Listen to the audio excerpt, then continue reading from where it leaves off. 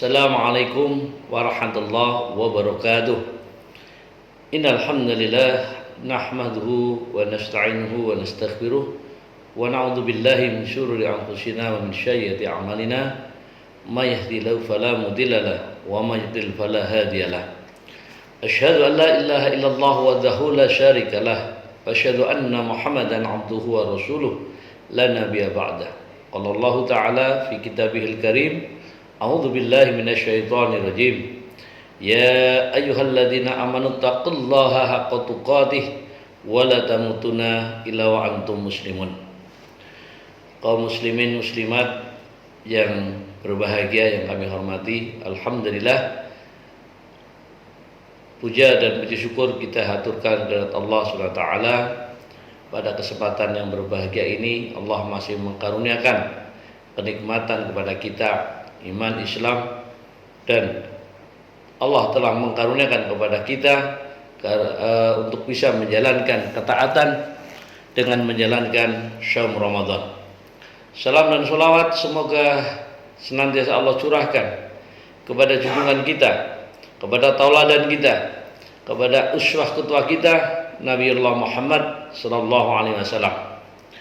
Pada kesempatan yang berbahagia ini kami ingin menyampaikan sedikit tentang salah satu permasalahan umat, yaitu bagaimana seseorang ini bisa istiqomah, bisa tetap konsisten di dalam meniti jalan yang telah ditempuh oleh para pendahulunya, oleh Rasulullah Muhammad SAW, para sahabat, para tabi'in, yaitu jalan dakwah. Jalan dakwah merupakan pilihan hidup bagi seorang muslim yang benar-benar ingin mengaktualisasikan keimanannya. Nah, bagaimana agar seseorang ini di dalam jalan dakwah ini bisa tetap istiqomah, bisa tetap konsisten, komitmen, tidak bergeser ketika dia memilih jalan dakwah? Bahwa para sahabat Rasulullah Muhammad SAW jelas ketika dia mendapatkan risalah, maka setelah itu dia benar-benar meniti jalan dakwah sampai dengan akhir hayatnya. Para sahabat, ulama, tabi'in juga demikian. Pendiri Muhammadiyah, Kiai Haji Ahmad Dahlan pun kalau kita perhatikan hampir seluruh hidupnya diwakafkan, dihibahkan untuk jalan dakwah. Nah, tentunya kita iri dengan para pendahulu-pendahulu kita. Mereka yang begitu gigih, mereka yang mencurahkan waktunya, pikirannya, tenaganya, bahkan hartanya di dalam jalan dakwah. Nah, tentunya kita harus belajar bagaimana para pendahulu-pendahulu kita mereka bisa istiqomah di dalam jalan dakwah. Nah, inilah yang menjadi permasalahan, karena tidak sedikit para dai, para ustadz, para penyeru mubalik di dalam menyeru dalam jalan kebaikan, mereka tersungkur atau berhenti di tengah jalan. Tentunya kita tidak ingin hal itu terjadi pada kita semuanya. Oleh karena itu, dari berbagai hal yang harus kita pahami tentang jalan dakwah ini, ada satu hal yang harus kita perhatikan bersama-sama, yaitu bahwa agar kita bisa istiqomah di dalam jalan dakwah, maka kita harus memahami tentang kaidah dakwah. Kaidah dakwah ini penting untuk kita pahami bersama-sama agar ketika kita meniti jalan dakwah ini, kita paham kaidahnya, menjadikan kita bisa istiqomah di dalam jalan tersebut. Karena ketika kita tidak memahami kaidah dakwah, ini akan terjadi adalah kita futur atau kita menjadi terhenti, kita menjadi tidak bersemangat, kita menjadi malas, bahkan kita bisa meninggalkan jalan dakwah itu sendiri. Beberapa kaidah dakwah yang bisa kami sampaikan dalam waktu yang singkat ini adalah yang pertama adalah al-qudwah qabla dakwah. Apa al-qudwah qabla dakwah? Adalah menjadi contoh sebelum kita mengajak.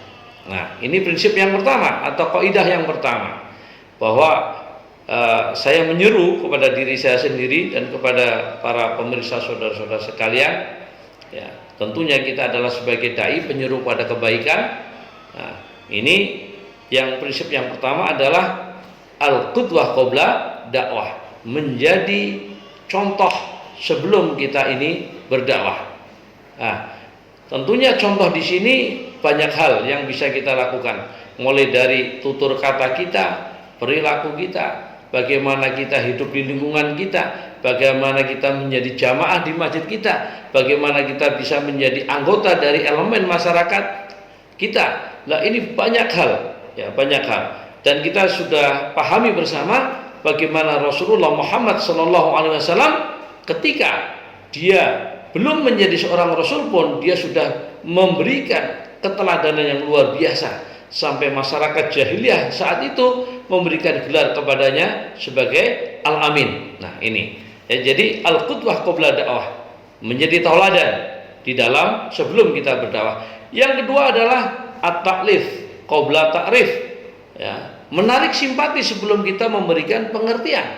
Nah, ini penting ya, simpati ya. Bagaimana mungkin kita bisa memberikan nasihat, kita bisa berbicara kepada seseorang ketika orang itu tidak bersimpati kepada diri kita. Maka simpati ini penting, menarik simpati agar mereka ini mau mendengar, agar mereka mau duduk di samping kita, mau merenungkan atau memahami apa yang kita sampaikan.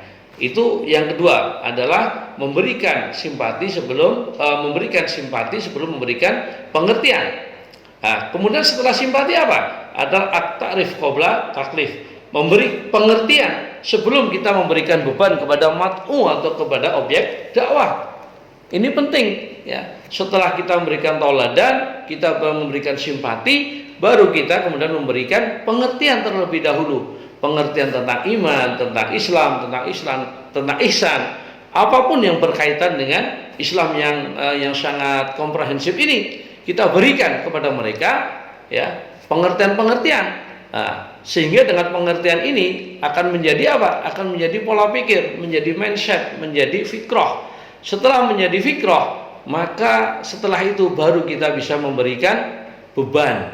Dan beban yang diberikan kepada mereka pun harus bertahap. Tidak bisa kita ini memberikan beban langsung begitu saja. Maka tadarruj fi takalif, yaitu memberikan beban yang bertahap, ya, bertahap tetapi berkesinambungan. Tidak langsung kita kasih beban brek, tidak itu. Nah, maka memberikan beban secara bertahap. Nah, langkah berikutnya atau langkah yang terakhir dalam kaidah dakwah adalah al-usul qabla al-furu, memberikan hal-hal yang pokok ya.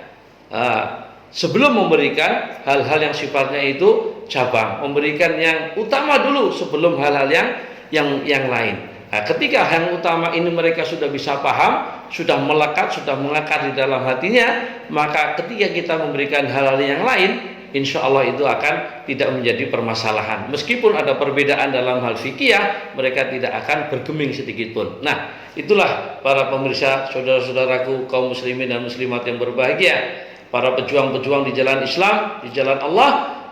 Apabila kita ingin istiqomah di jalan dakwah, maka kaidah dakwah ini harus kita pahami bersama-sama, yaitu mulai dari al-qudwah qabla dakwah sampai dengan al-usul qabla al-furu'. Semoga ceramah tausiah yang singkat ini yang memberikan pengertian, pemahaman, dan bisa menjadikan kita termotivasi kembali, bersemangat kembali di jalan dakwah, dan tidak akan menjadi dai yang futur atau yang berhenti di tengah jalan. Terima kasih. Akhir kata, assalamualaikum warahmatullahi wabarakatuh.